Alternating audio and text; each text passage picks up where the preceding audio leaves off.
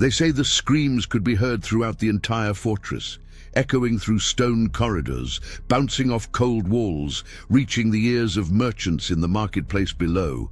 But no one came to help.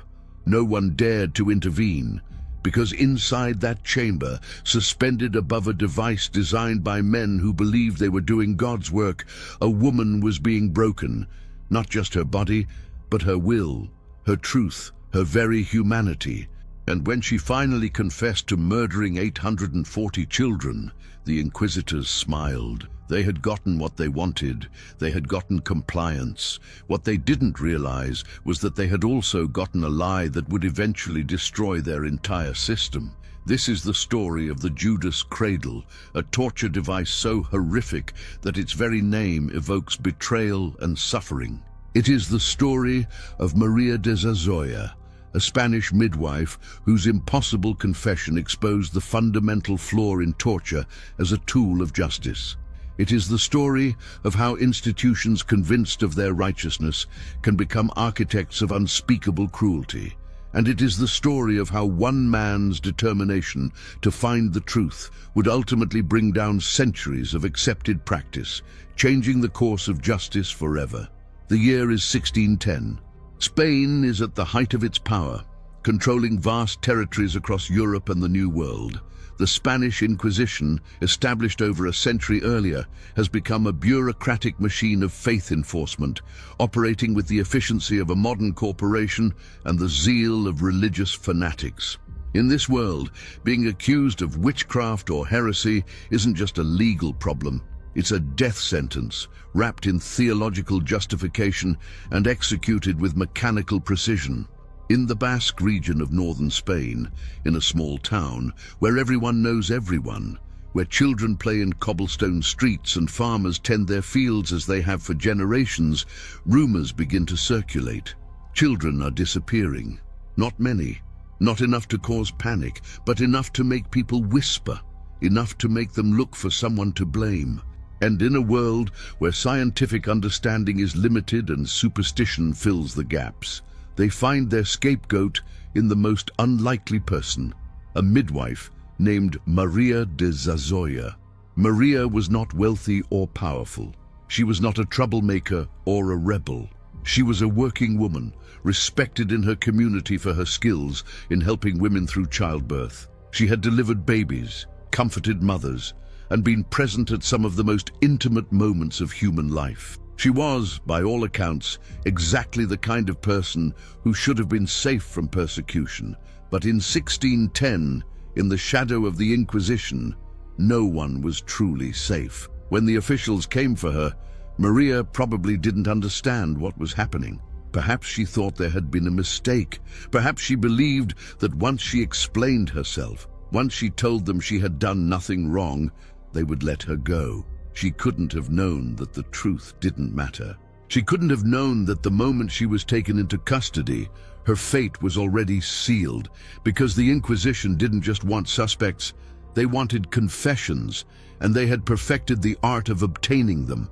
The charges against Maria were specific and damning. She was accused of being a witch, of making pacts with demons, of attending Sabbaths where she and other witches would dance with the devil himself. But most horrifically, she was accused of murdering children. Not just one or two, but hundreds of them. The number grew with each retelling. First 50, then 200, eventually reaching 840. 840 children murdered by a single midwife in a town with a population that couldn't have supported such a number of births in several lifetimes. But numbers and logic don't matter when fear takes hold. The Inquisitors had their suspect, and they had their device. All they needed was the confession. And so Maria de Zazoya was brought to the torture chamber where the Judas cradle waited. What happened next would not only destroy her life, but would also plant the seeds for the eventual dismantling of torture as a legal instrument across Europe. This is not just a story about pain. It is a story about how systems designed to find truth can instead manufacture lies, and how those lies can eventually bring down the very institutions that created them. To understand the Judas cradle and how it came to be used, we must first understand the world that created it. The Spanish Inquisition was not a sudden outbreak of religious madness or the whim of a cruel king. It was a carefully constructed institution, established in 1478 by Catholic monarchs Ferdinand and Isabella, with the explicit approval and support of Pope Sixtus IV. Its original purpose was clear: to identify and eliminate heresy, to maintain religious purity in a newly unified Spain, and to ensure that converted Jews and Muslims, known as conversos and moriscos, were truly practicing Christianity and not secretly maintaining their old faiths. But institutions once created rarely stay confined to their original purpose. The Inquisition grew, evolved, and expanded its mandate. What began as an effort to root out false converts became a sprawling bureaucracy with tribunals in every major Spanish city and territories. It developed elaborate procedures, trained specialists, and accumulated institutional knowledge about how to identify, interrogate, and punish heretics.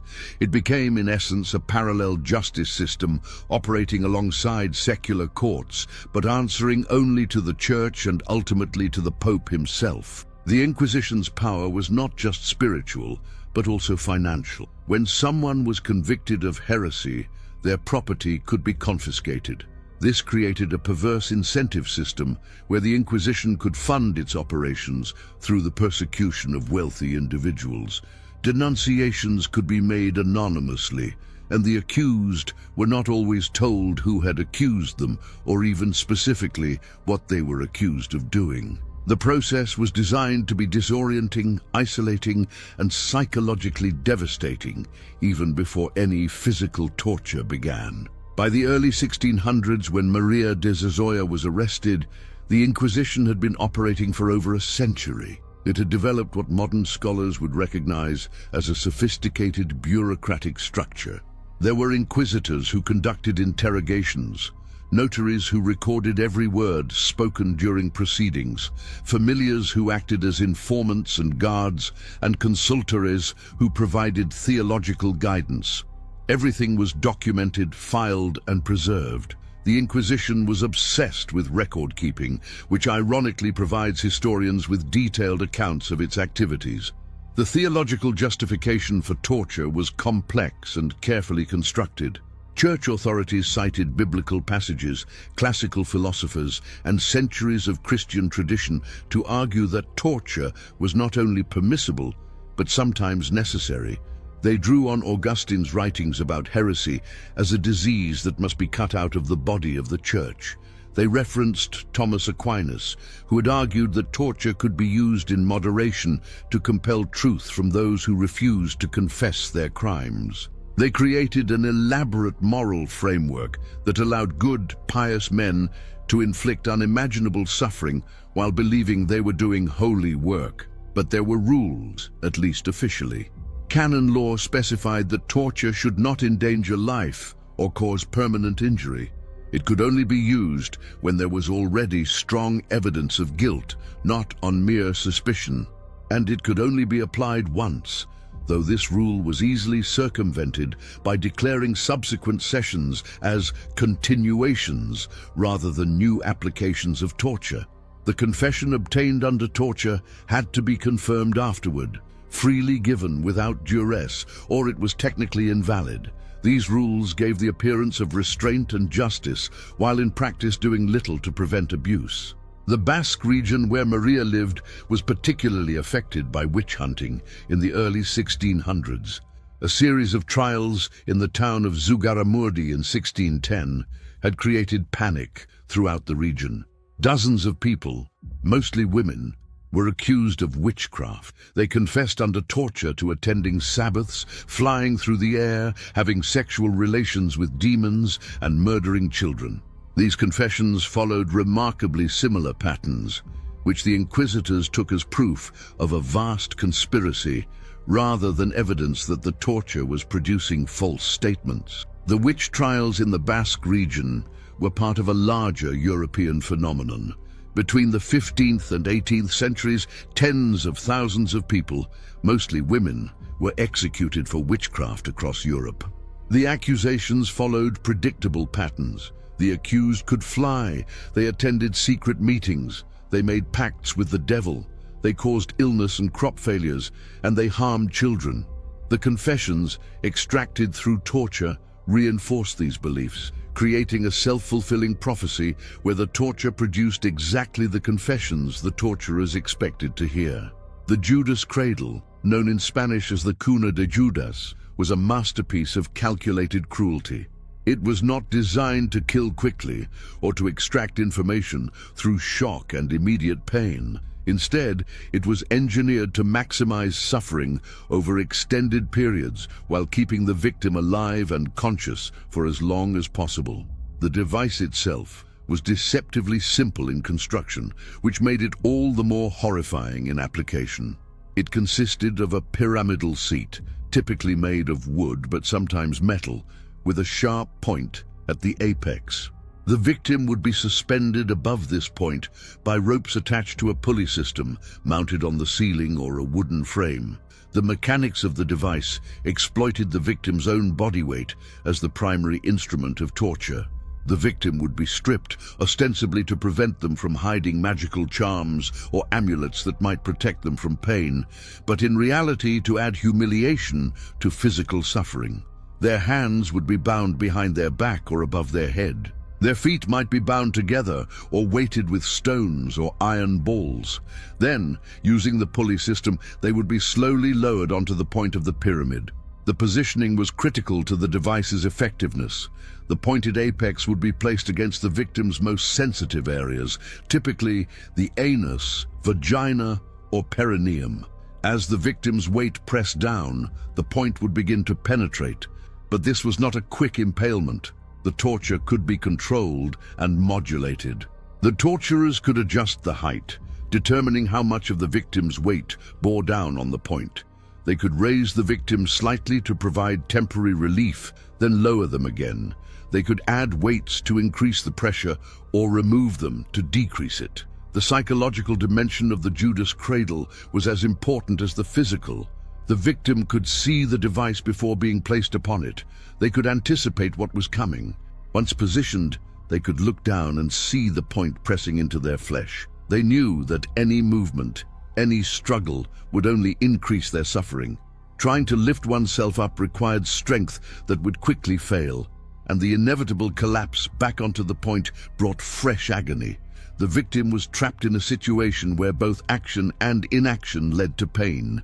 The physical effects of the Judas cradle were progressive and cumulative. Initially, there would be intense pressure and pain.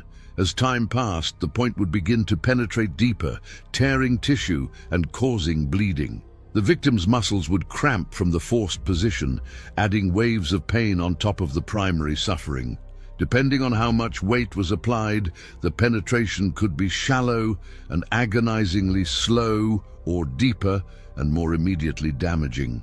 The torturers had complete control over the pace and intensity. Infection was almost inevitable. The pyramidal point was rarely cleaned between uses. The torture chamber itself was typically dark, damp, and filled with bacteria. As the point penetrated and tore tissue, it would introduce contamination deep into the body. Even if the victim survived the immediate torture session, fever and infection would set in within days. The pain would intensify as tissue became inflamed and septic. Delirium would follow as the body's systems began to fail. The duration of torture on the Judas cradle could extend for days. Unlike devices designed for quick execution or single sessions of intense pain, this instrument was built for endurance torture. The victim might be kept on the device for hours at a time, then removed and allowed to rest briefly before being placed back on it, or they might be left suspended overnight, denied sleep while their body continued to suffer. The notaries would record how long each session lasted, noting the victim's responses and whether they maintained their denials or began to confess. The name Judas cradle itself reveals the theological framework the Inquisitors used to justify its use. Judas, the apostle who betrayed Christ, was seen as the ultimate traitor, someone who had turned against God himself. By naming the device after him, the Inquisitors were making a statement. Those who refused to confess their heresy were betraying Christ just as Judas had. The device would, quite literally, support them in their betrayal while punishing them for it. This perverse logic allowed religious men to use an instrument of sexual torture while maintaining that they were doing holy work, purging sin from the world and saving souls, even if it meant destroying bodies. When Maria de Zazoya was brought into the torture chamber, she would have been exhausted, disoriented, and terrified. She had already spent time in a cell, isolated from her family and community. She had been interrogated perhaps multiple times, with inquisitors asking her questions designed to trap her in contradictions. She would have been told that others had already confessed and named her. She would have been promised that confession would bring mercy, that holding out would only make things worse. None of this had broken her, because Maria knew she had done nothing wrong. But knowledge of innocence is poor armor against the Judas cradle. When Maria was stripped and saw the device, when she understood what was about to happen to her, terror must have overwhelmed her. Perhaps she protested her innocence one final time. Perhaps she begged for mercy. Perhaps she simply closed her eyes and prayed. The records don't tell us these details. What they do tell us is that she was placed on the Judas cradle and that she eventually confessed.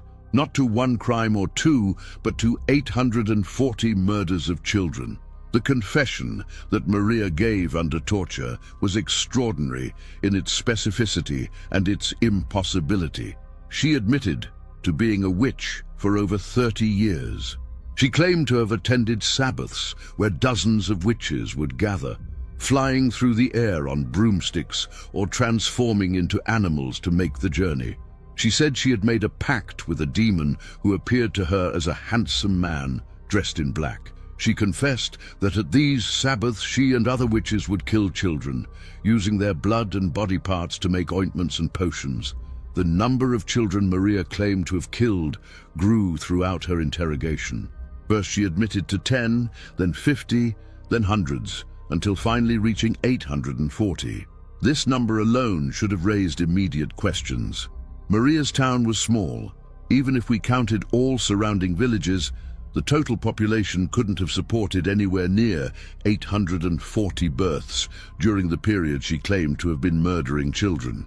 Where were the parents of these children? Why had no one noticed? How could 840 children vanish without leaving a massive hole in the community? But the inquisitors didn't question the numbers.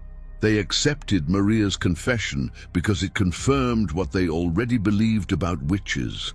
They had their theories about how witches operated, and Maria's confession, shaped by leading questions and extracted through unbearable pain, matched those theories perfectly.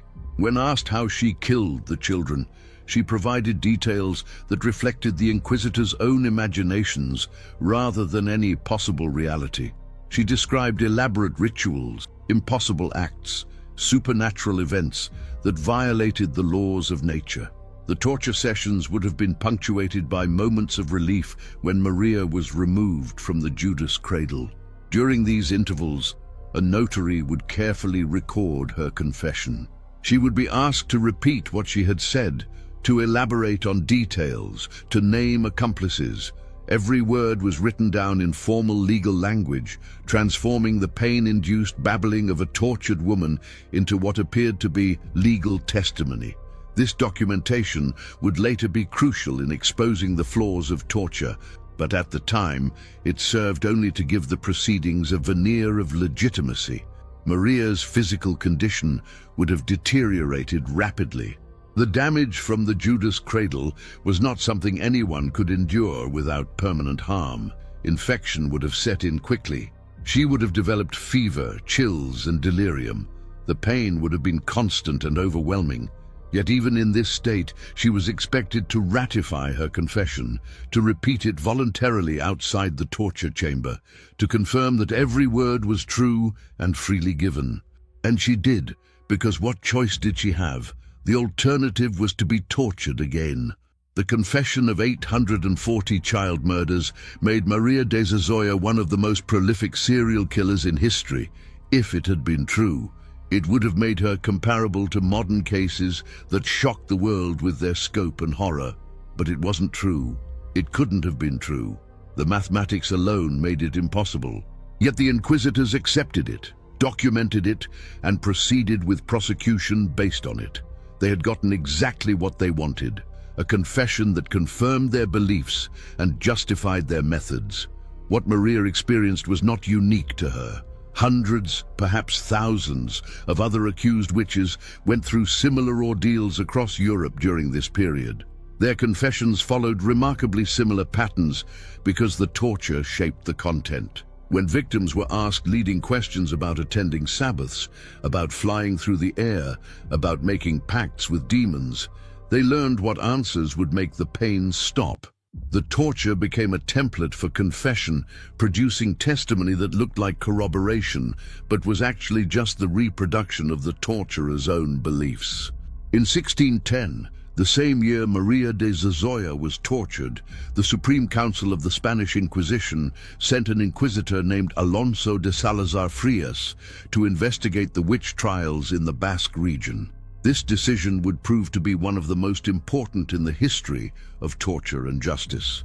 Salazar Frias was not a radical reformer or a secret skeptic. He was a committed member of the Inquisition, trained in theology and law, a man who had spent his career serving the institution. But he was also methodical, intelligent, and most importantly, committed to finding the truth rather than simply confirming existing beliefs.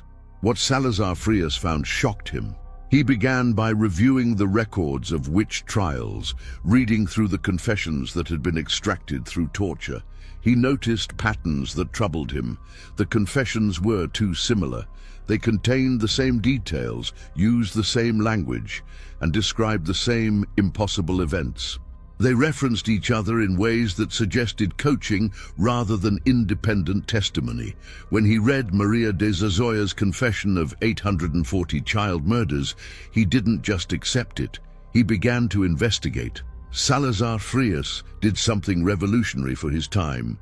He applied mathematical and logical analysis to the confessions. He looked at the population records of Maria's town and the surrounding region. He calculated how many children would need to have been born for 840 to be murdered over a 30-year period. He investigated the claims of specific disappearances, talking to parents and community members. What he found was that most of the supposedly murdered children were alive and well. Those who had died had succumbed to disease, accidents, or other natural causes that had been documented at the time. He began interviewing the accused witches who had survived their torture and imprisonment. He spoke to them gently, without threats or coercion, and asked them to explain their confessions. Many recanted immediately. They told him that they had confessed to things they hadn't done simply to make the torture stop. They described the Judas cradle and other torture devices in detail. They explained how the inquisitors had asked leading questions, suggesting details that the accused would then incorporate into their confessions. They revealed that they had been shown the confessions of others and told to confirm or elaborate on them. Salazar Frias also investigated the claims of supernatural events. He examined the sites where Sabbaths supposedly took place and found no evidence of gatherings. He interviewed people who lived near these locations, and they reported seeing and hearing nothing unusual. He investigated claims of flying witches by checking travel records and witness accounts, finding that the accused were seen in their homes during the times they supposedly flew to Sabbaths. He approached the supernatural claims not with automatic credulity, but with investigative rigor. His investigation extended to the methods of torture themselves. Salazar Frias documented how the Judas cradle was used, how long torture sessions lasted, and what kind of confessions were obtained at different stages of torture. He noted that confessions became more elaborate and included more impossible claims as torture intensified and prolonged. He observed that victims would confess to anything suggested to them if they believed it would end their suffering. He recognized that the torture was not revealing truth, but manufacturing false testimony. Salazar Frias compiled his findings into a detailed report for the Supreme Council of the Inquisition. This document, written in 1612, ran to thousands of words and included specific case studies, statistical analyses, and logical arguments against the use of torture in witch trials. He concluded that most, possibly all, of the witch confessions obtained through torture were false. He argued that the Inquisition's methods were producing exactly what the inquisitors expected to hear, rather than revealing actual crimes. He recommended that the use of torture in witchcraft cases be severely restricted or eliminated entirely. The report was explosive. It challenged not just individual cases but the entire foundation of how the Inquisition operated. It suggested that a core method of the institution, torture, was fundamentally unreliable. It implied that countless people had been executed based on false confessions.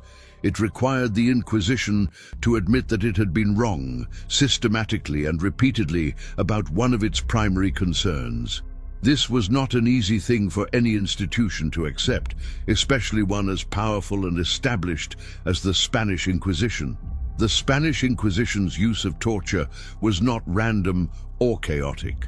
It was systematized, bureaucratized, and rationalized in ways that made it more rather than less horrifying. There were official manuals that described approved torture methods, specified how long they could be applied, and outlined the procedures for documenting confessions. There were training programs for inquisitors, teaching them how to conduct interrogations and when to escalate to torture. There were forms and protocols that had to be followed, creating a paper trail that tracked every step of the process. This bureaucratization had several effects. First, it diffused responsibility. No single person was torturing Maria de Zazoya. The system was. The inquisitor who ordered the torture was following procedures. The guards who stripped and bound her were following orders. The notary who recorded her screams and confessions was simply doing his job.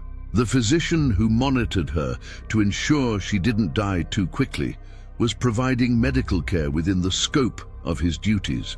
Everyone was just following the rules, which meant no one had to feel personally responsible for the horror they were inflicting. Second, the bureaucratic nature of the torture created a false sense of legitimacy and reliability. Because the process was formal, documented, and followed established procedures, it seemed official and trustworthy. The confessions extracted under torture were written in legal language, signed or marked by the accused, witnessed by multiple officials, and filed in organized archives. They looked like legitimate legal documents, which made it easier for courts to accept them as evidence. The system created its own credibility through the appearance of procedural correctness. Third, the rationalization of torture allowed otherwise moral people to participate in atrocity. The inquisitors were not all sadists or psychopaths. Many were educated men, trained in theology and law, who believed they were serving God and protecting society from genuine threats. They had convinced themselves that witches were real, that heresy was dangerous, and that torture was a necessary tool for extracting truth. This ideological framework allowed them to inflict suffering while maintaining their self-image as righteous individuals doing difficult but necessary work.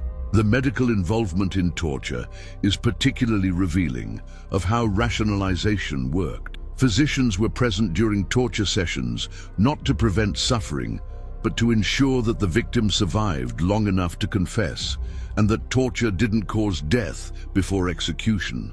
They would monitor vital signs, advise on when to pause torture to prevent death, and sometimes provide treatment between sessions to keep the victim alive for further torture. These doctors had taken oaths to do no harm, yet they found ways to justify their participation in harming people, convincing themselves that they were preventing worse outcomes or serving a greater good. The religious justification for torture was elaborate and deeply embedded in institutional culture. Inquisitors believed that heresy was worse than murder because it endangered not just the body, but the immortal soul.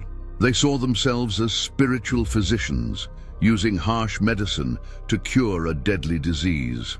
The pain they inflicted was, in their minds, temporary and earthly, while the salvation they offered was eternal and divine. This framework allowed them to torture with clear consciences, believing they were actually helping their victims by forcing them to confess, and thus allowing them to repent before execution. The training of inquisitors included instruction in recognizing signs of demonic presence and supernatural activity. They were taught that the devil would give witches the ability to withstand pain, so resistance to torture was actually evidence of guilt rather than innocence. This created an impossible situation for the accused. Confessing proved guilt, but not confessing also proved guilt, because only demonic assistance could explain such resistance to pain. The system was designed to produce confessions regardless of guilt or innocence. The Judas cradle itself was seen as a particularly useful device because it allowed for modulated, controlled torture over extended periods. Unlike methods that might kill quickly or cause immediate unconsciousness, the cradle kept victims aware and responsive. The gradual nature of the suffering meant that victims could be given opportunities to confess at various points, with the implicit message that confession would end the pain. This made it seem as if the victim had choices and agency, when in reality they were being systematically broken. The entire system was self-reinforcing. The confessions obtained through torture were seen as proof that the torture worked. When Maria confessed to impossible murders, the inquisitors didn't see this as evidence that torture produces false confessions. They saw it as proof of how deeply evil and dangerous witches were. Each confession justified the use of torture, which produced more confessions, which further justified the system. Breaking out of this cycle required someone to step outside the system's logic and examine it critically, which is exactly what Salazar Frias did. Salazar Frias's report to the Supreme Council of the Inquisition in 1612 did not immediately end the use of torture. Institutions resist change, especially when that change requires them to admit fundamental errors. However, the report did initiate a conversation within the Inquisition about the reliability of torture-induced confessions. Some inquisitors were persuaded by Salazar Frias's logic and evidence.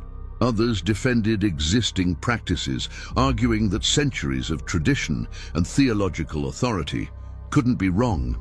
The Supreme Council's response was cautious but significant. They didn't abolish torture, but they did issue new guidelines restricting its use in witchcraft cases. They required stronger evidence before torture could be applied. They specified that confessions obtained under torture had to be independently corroborated before being accepted. They emphasized that torture should be a last resort rather than a standard procedure.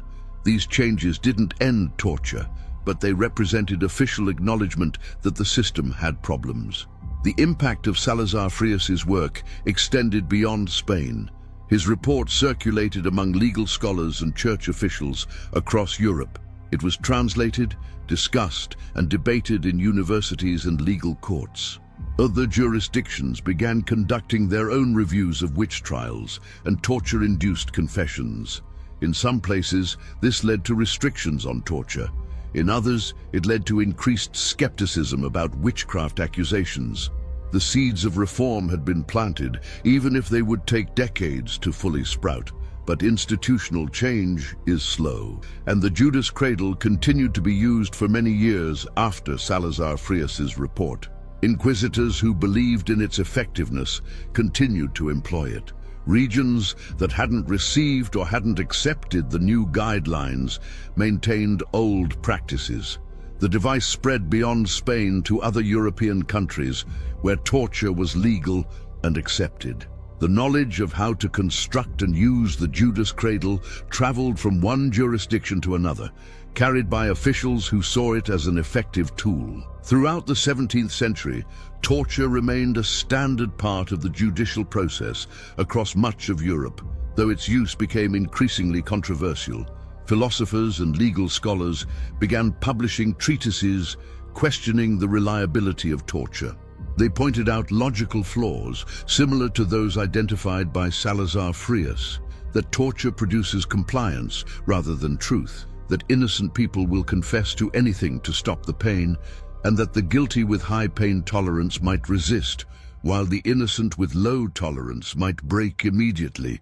The Enlightenment brought new ideas about human rights, the value of evidence, and the nature of justice. Thinkers like Cesare Beccaria in Italy and Voltaire in France wrote powerful arguments against torture, not just on practical grounds of reliability, but on moral grounds of human dignity. Beccaria's On Crimes and Punishments, published in 1764, argued that torture violated the social contract and that no legitimate state should use methods that reduced humans to the level of beasts. These ideas gained traction among educated elites and some political leaders. However, abolishing torture required more than philosophical arguments. It required political will, legal reform, and cultural change. In some countries, torture was abolished by royal decree.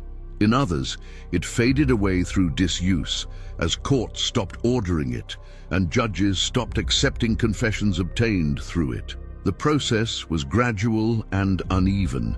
Some jurisdictions abolished torture, while others continued using it into the late 18th century. The persistence of the Judas cradle and other torture devices into the modern era reveals something troubling about human nature and institutional behavior. Once a practice becomes established, once it becomes part of how things are done, it takes extraordinary effort to change it. People become invested in existing procedures, both practically and psychologically.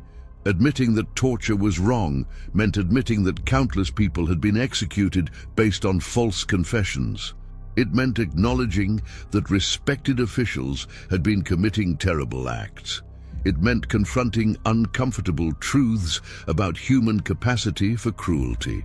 In 1782, more than a century and a half after Maria de Zazoya's ordeal, a woman named Anna Göldi was arrested in Glarus, Switzerland.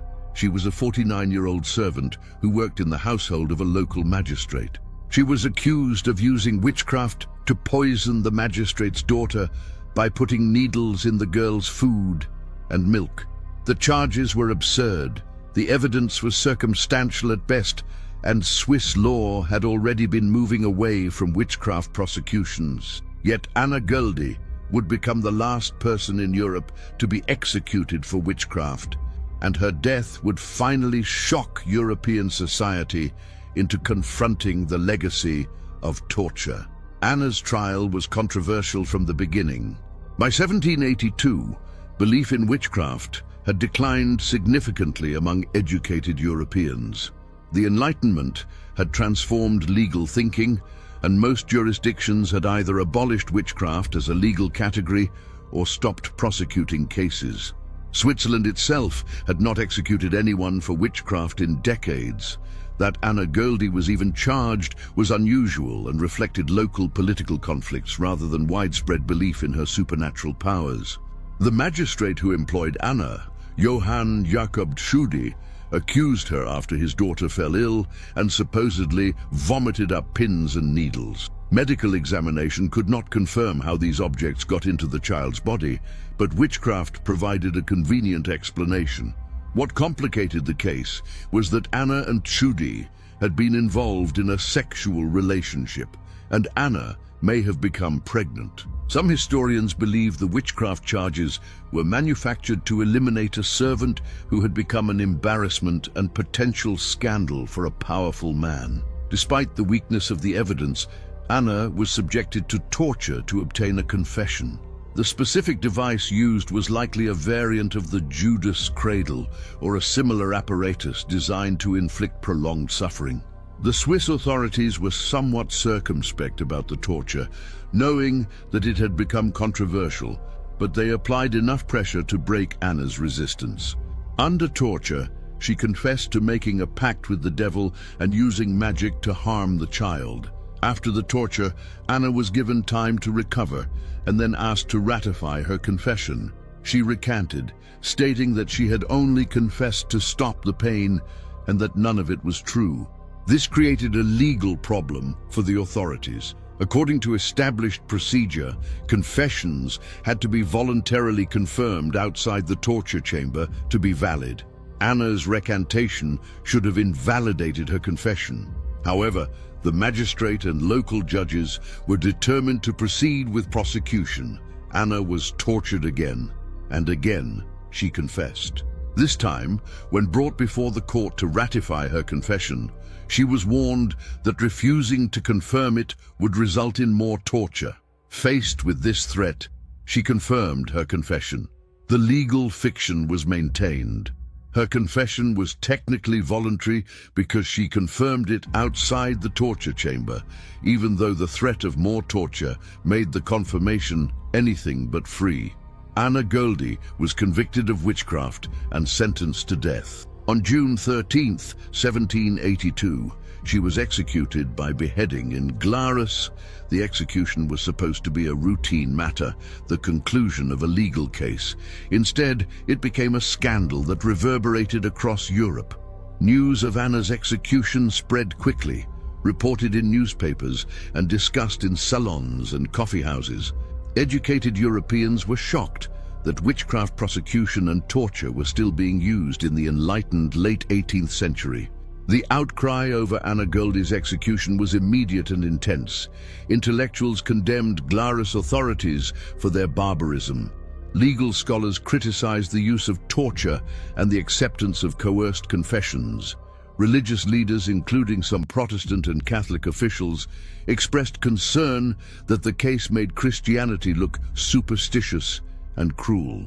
The Swiss federal authorities faced embarrassment on the international stage. What had been a local matter became a symbol of everything wrong with the old system of justice. The scandal surrounding Anna Goldie's execution accelerated a process that was already underway: the formal abolition of torture across Europe. The movement to end torture had been building throughout the 18th century, driven by Enlightenment philosophy, changing legal standards, and growing recognition that torture was unreliable. But individual cases like Anna's provided emotional power and political urgency that philosophical arguments alone could not. Prussia had abolished torture in 1754, becoming one of the first major European powers to do so. King Frederick the Great, influenced by Enlightenment ideas, declared that torture was incompatible with Prussian law and human dignity.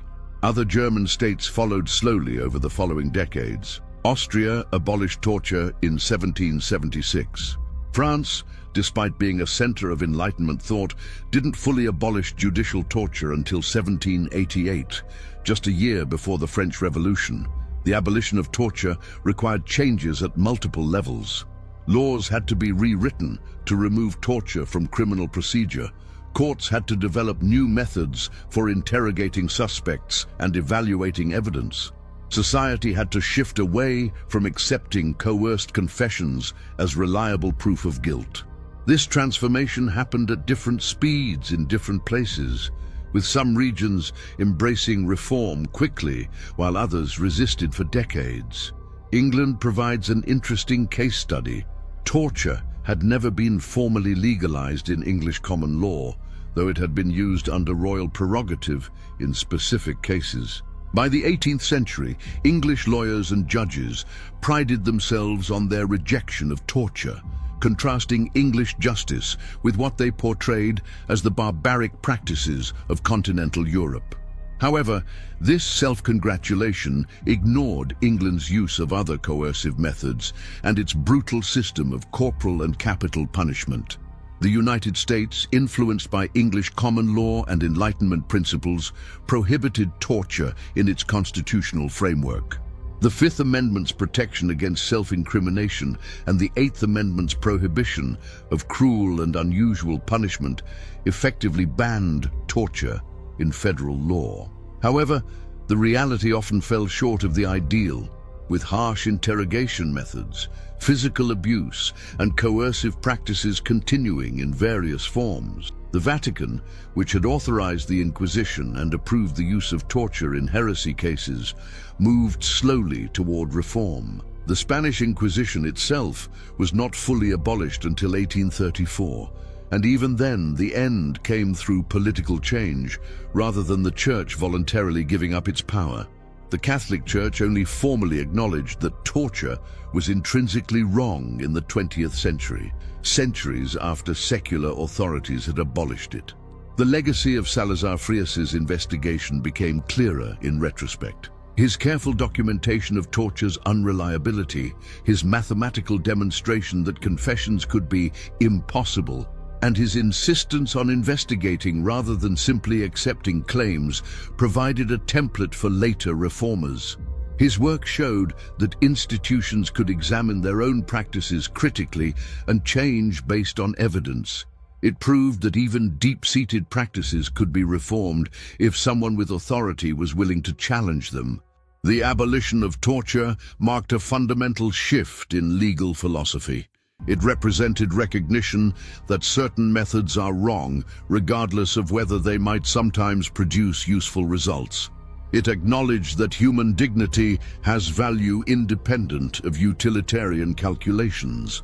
It established that the process of justice matters as much as the outcome, and that a confession obtained through torture corrupts the entire legal proceeding. The story of the Judas cradle and the abolition of torture in Europe should be a historical curiosity, a reminder of how far humanity has progressed from the barbarism of earlier centuries. Yet torture did not end with the Enlightenment. The 20th century saw torture employed on a massive scale by totalitarian regimes and democratic governments alike. The 21st century has witnessed debates about enhanced interrogation techniques that echo arguments made by inquisitors centuries ago. The parallel between the Spanish Inquisition's use of torture and modern practices is striking and uncomfortable. When modern interrogators use waterboarding, stress positions, sleep deprivation, and other coercive techniques, they justify these methods with arguments that sound remarkably similar to those made by inquisitors. They claim that torture works, that it's necessary to combat serious threats, that the information obtained saves lives. They create bureaucratic structures and legal memoranda that rationalize the practices, diffusing responsibility through institutional processes. The lessons from Salazar Frias's investigation remain relevant. Torture produces compliance, not truth. People subjected to unbearable suffering will say what they believe their torturers want to hear. The confessions generated through torture conform to the interrogator's expectations rather than revealing objective facts. Yet despite centuries of evidence that torture is unreliable, the temptation to use it persists because it provides the illusion of control and the satisfaction of having extracted information, even if that information is false. The bureaucratization of torture in modern contexts mirrors the Inquisition's approach. When democratic governments have employed torture, they've done so through official policies, legal memoranda, and bureaucratic procedures. They've trained interrogators, created euphemistic terminology to avoid saying torture, and documented everything meticulously. This bureaucratic structure serves the same functions it did in the 16th century, diffusing responsibility, creating false legitimacy, and allowing otherwise moral people to participate in immoral acts. The psychological mechanisms that allowed inquisitors to torture with clear consciences also operate in modern contexts. When interrogators are told that they're protecting national security, fighting terrorism, or preventing attacks that could kill thousands, they can convince themselves that harsh methods are justified. When they're assured that legal authorities have approved their techniques, they can outsource moral responsibility to the system. When they're trained to dehumanize subjects, referring to them as high-value targets or unlawful combatants rather than human beings, it becomes easier to inflict suffering. The international response to modern torture has produced human rights frameworks that explicitly prohibit it. The Universal Declaration of Human Rights, adopted in 1948, states unequivocally that no one shall be subjected to torture or cruel, inhuman, or degrading treatment. The Convention Against Torture, adopted in 1984, creates binding obligations for signatory states to prevent and punish torture. These legal frameworks represent the culmination of centuries of reform that began with investigations like Salazar Frias's. Yet these legal prohibitions have not ended torture. Countries that have ratified anti-torture conventions still engage in torture, either openly or covertly. They use semantic arguments, claiming that specific techniques don't meet the definition of torture. They outsource torture to other countries through programs of extraordinary rendition. They create legal gray zones like Guantanamo Bay, where normal constitutional protections supposedly don't apply. The rationalizations change, but the fundamental willingness to inflict suffering for perceived security gains persists. The Maria de Zazoya case provides a lens for understanding modern instances of false confessions obtained through coercion. In the United States and other countries with developed legal systems, false confessions obtained through psychological pressure have led to wrongful convictions. While physical torture may be officially prohibited, psychological techniques can be nearly as coercive. Suspects subjected to hours of interrogation, deprived of sleep, isolated from support, and confronted with false evidence sometimes confess to crimes they didn't commit simply to end the pressure.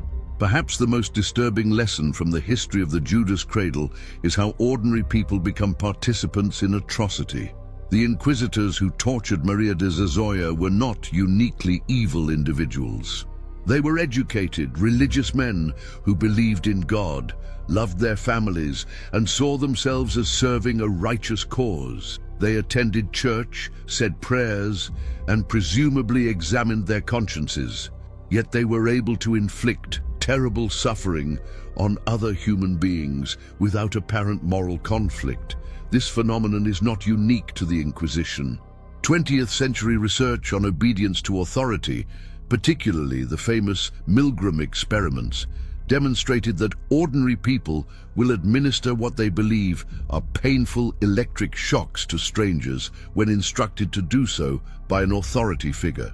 The experiments showed that situation and social context matter more than individual personality in determining whether people will harm others. When responsibility can be diffused through a chain of command, when actions can be justified by reference to higher purposes, when the victim is dehumanized or distanced, ordinary people become capable of extraordinary cruelty.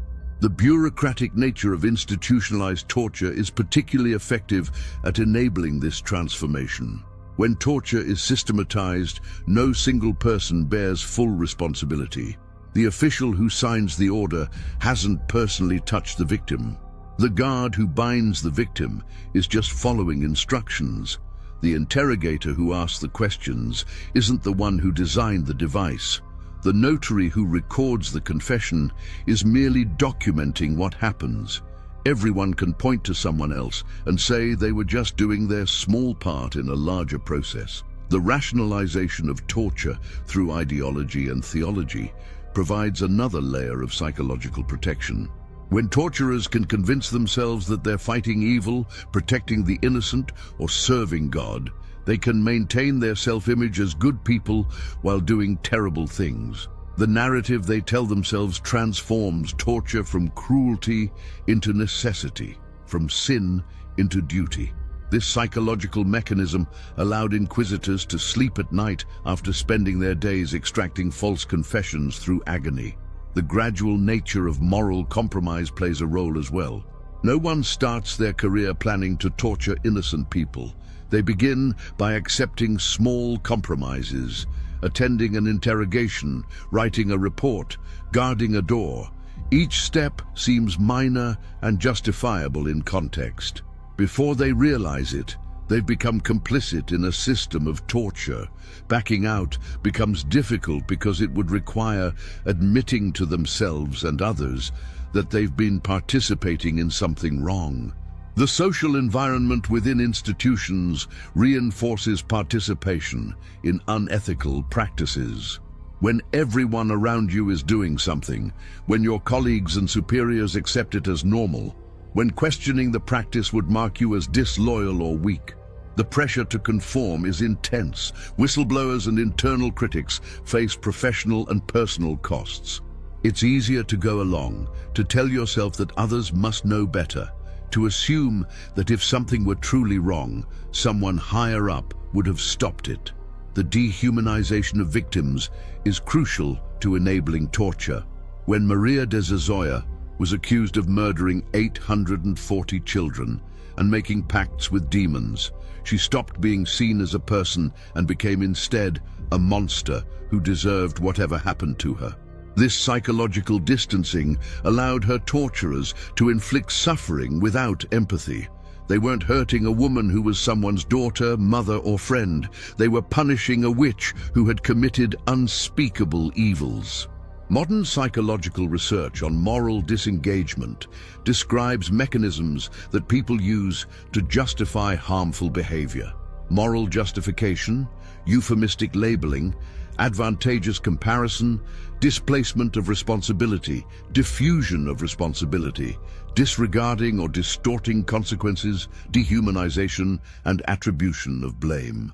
The inquisitors who used the Judas cradle employed all of these mechanisms. They justified torture as necessary to save souls, labeled it as questioning or examination, compared it favorably to allowing heresy to spread, displaced responsibility to higher authorities and church law, diffused responsibility across multiple officials, disregarded the agony they caused by focusing on theological abstractions, dehumanized their victims as witches and heretics, and blamed the victims for necessitating torture through their stubborn refusal to confess. The story of Maria de Zazoya and the Judas cradle is not just a historical curiosity or a tale of past barbarism safely confined to less enlightened times. It is a warning and a reminder about human capacity for cruelty, institutional dynamics that enable atrocity, and the constant vigilance required to protect human rights. The same psychological and social mechanisms that allowed 16th century inquisitors to torture with clear consciences still operate today in different contexts. The fundamental lesson from this history is that torture does not work as advertised. It does not reliably produce truth. It manufactures compliance, generating confessions that reflect the expectations and beliefs of interrogators rather than revealing facts. Maria's confession to 840 murders that never happened demonstrates this definitively. Yet despite centuries of evidence, the allure of torture persists because it provides the illusion of control and the satisfaction of extracting information, even when that information is worthless. The institutional dynamics surrounding torture reveal how ordinary people become complicit in extraordinary evil. Bureaucratic structures diffuse responsibility, ideological frameworks provide rationalization, social pressure enforces conformity. Gradual moral compromise prevents individuals from recognizing or acknowledging what they've become part of. Understanding these mechanisms doesn't excuse individual participation, but it does help explain how institutions can systematically engage in practices that most of their members would reject as individuals. The role of Alonso de Salazar Frias demonstrates that change is possible even within resistant institutions. By systematically documenting the unreliability of torture and presenting evidence that contradicted accepted beliefs, he initiated a reform process that eventually transformed European legal systems. His investigation shows the power of careful empirical analysis to challenge institutional orthodoxy and the importance of individuals willing to question established practices even at professional risk. The persistence of torture into the modern era, despite centuries of legal prohibition and moral condemnation, reveals how difficult it is to eliminate practices once they become established. The same arguments used to justify torture in 1610 reappear in debates about enhanced interrogation in 2001. The urgency of the threat, the necessity of the methods, the unreliability of alternative approaches, the greater good served by harsh measures. Breaking the cycle requires not just legal prohibitions, but cultural transformation that makes torture unthinkable rather than merely illegal. The victims of torture, people like Maria de Zazoya and Anna Goldi, deserve to be remembered not as statistics or case studies, but as individual human beings who suffered terribly and whose pain contributed, however unwillingly, to eventual reform. Their stories are not inspiring tales of martyrdom, but tragic accounts of injustice. Honoring their memory requires acknowledging the full horror of what was done to them, while recognizing how their suffering contributed to building legal protections that benefit humanity. The evolution from the Judas cradle to the Universal Declaration of Human Rights represents genuine moral progress, even if incomplete and contested. Humanity has learned, painfully and slowly, that certain practices are wrong regardless of circumstances. We've established legal frameworks that protect individuals from state power. We've created international systems to monitor and address violations. These achievements are real and valuable, even though they remain imperfectly implemented and constantly threatened. The challenge for contemporary society is to maintain these hard-won protections in the face of new threats and recurring temptations to compromise principles for perceived security gains. Every generation faces circumstances that seem exceptional, threats that appear existential, enemies who seem so dangerous that normal rules might not apply. The lesson from history is that these arguments are wrong. The exceptional circumstances never truly justify torture. The temporary measures tend to become permanent, and the compromises made in fear corrode the values they were meant to protect. The Judas cradle stands as a monument to human cruelty, but also as a testament to human capacity for moral progress. We invented instruments of torture, refined them, rationalized their use, and made them part of routine institutional practice. But we also investigated their effectiveness, recognized their injustice, reformed our legal systems to prohibit them, and established international frameworks to prevent their return. The same species capable of engineering the Judas cradle was also capable of abolishing it and building a world where its use is condemned universally. The distance between 16th century Spain and the 21st century is not as great as we might wish. The inquisitors were not monsters, but humans like us, capable of rationalization and moral compromise. The institutions they served were not uniquely evil, but examples of how any institution can become corrupt when not subject to oversight and accountability. The victims they tortured were not different from us in any meaningful way. They were simply unfortunate enough to live in times and places where legal protections did not exist or were not enforced. Understanding this history requires facing uncomfortable truths about human nature and social dynamics. It requires acknowledging that good intentions do not prevent atrocity, that following orders does not absolve moral responsibility, that institutional authority does not confer legitimacy, and that the ends do not justify the means. It requires recognizing that torture corrupts not just individuals, but entire societies, undermining the rule of law, eroding moral foundations, and betraying the values that make civilization worth defending. The story of the Judas cradle ultimately is not about the past, but about the present and future. It asks us to remain vigilant against the creep of practices that violate human dignity. It challenges us to question institutional practices rather than accepting them, simply because they are established. It reminds us that moral progress is neither automatic nor irreversible, that rights can be lost as easily as they were won, and that each generation must recommit itself to the principles of justice and human dignity. Maria de Zazoya's false confession to 840 impossible murders, extracted through days of agony on the Judas cradle, eventually helped bring down the system that tortured her. Alonso de Salazar. Frias's careful investigation demonstrated that torture was unreliable and unjust. Anna Goldi's execution shocked Europe into confronting the persistence of barbaric practices. Their stories are not inspiring, but instructive. They teach us that torture does not reveal truth, but manufactures lies, that institutions can systematically engage in evil while believing they do good, and that challenging injustice requires courage, persistence, and commitment to evidence over ideology. The legacy of the Judas cradle lives on not in museums where the device is displayed, but in the legal principles established through reaction against it. The prohibition on torture, the right against self-incrimination, the requirement for due process, the recognition of human dignity as inviolable. These are the inheritance of those who suffered and those who fought against their suffering. Preserving this legacy requires more than remembering history.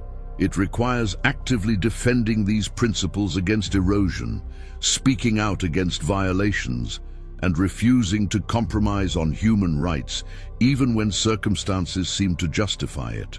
The most painful execution ever invented was not just a physical device, but a system of thought that allowed human beings to inflict calculated suffering on other human beings while believing they were doing righteous work. That system of thought, that capacity for rationalized cruelty, that willingness to compromise principles for perceived necessity, these are the real dangers that the Judas cradle represents. They did not end with the abolition of torture. They persist in different forms, waiting for circumstances that allow them to flourish again. The story of the Judas cradle is a story about choices. The choice to torture or to refuse, to follow orders or to resist, to accept institutional practices or to question them, to prioritize security over human rights or to maintain principles even under pressure. These choices face every generation. The specific circumstances change, but the fundamental questions remain the same. Will we defend human dignity or compromise it? Will we resist institutional evil or become complicit in it? Will we learn from history or repeat it? The answer to these questions determines what kind of world we build. The Judas cradle reminds us that the greatest horrors in history were not born from monsters, but from ordinary people convinced they were doing good. It warns us that institutions can become engines of cruelty when not subject to scrutiny and accountability. It teaches us that torture corrupts justice rather than serving it, and it demonstrates that change is possible, that even deeply entrenched practices can be reformed, that moral progress is achievable through determination and commitment to principle. Maria de Zazoya, Anna Goldi, and countless other victims whose names have been lost to history suffered terribly. Their pain was real and enormous. They were broken by torture, forced to confess to impossible crimes, and destroyed by systems that claimed to serve justice, but actually served power. We cannot undo their suffering or restore what was taken from them, but we can honor their memory by maintaining the legal protections that their suffering helped establish, by refusing to compromise on human rights, and by remaining vigilant against the return of practices we thought we had abolished. The Judas cradle is gone, consigned to museums and history books, but the impulses that created it, the systems of thought that justified it, and the institutional dynamics that sustained it remain part of human society. They will return in different forms if we allow them to. Preventing their return requires understanding how they worked, recognizing early warning signs, and maintaining absolute commitment to the principle that human dignity is inviolable and that certain practices are wrong regardless of circumstances. This is the lesson of the Judas cradle. This is the legacy we must preserve. This is the commitment each generation must make anew.